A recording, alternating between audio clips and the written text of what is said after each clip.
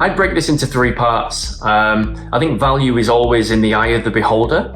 And I think there are three stages that you go through when you need to think about business value. And so that really elongates the time that it may take if you look at these three things independently. So the first one I think is almost business value understanding. So what do you feel is the business value that you can create? And you might class this as your initial business case. Now, a point of business case is a few numbers on a piece of paper. So it's not really created any value, but it's created some momentum for you. I think the second stage here is this business value creation. So you've taken your business case and you've done something with it. You have created the capacity, you have created the insight to be able to do something with that. And if you think about Reinfer as a great example, taking millions of emails and being able to create insight that enables you to have a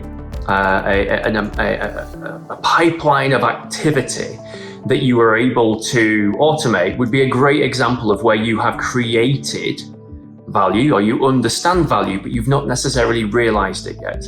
And that comes on to the third stage, which is this realization. So you understand, you've created, and now you need to realize. So what is it that you've done with this additional capacity? Have you taken people out? Have you put more work in? Have you been able to prove that the value that you have created, you have been able to realize? Work and creation of space within someone's working day is very easy to be filled with just stuff.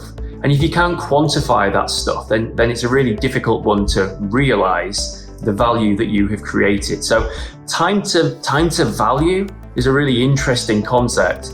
Are you perceiving this as understanding the problem, creating the capacity, or realizing the capacity at the back end of a program? So I think it really depends, again, in the eye of the beholder, but I think it's a three-stage process. And I would say it's only at the very end of that process where you have realized the value that you can say that you have created this, you have a real understanding of time to value. And that can often mean at the end of an automation engagement, which could be 6 months, 12 months, 24 months down the line.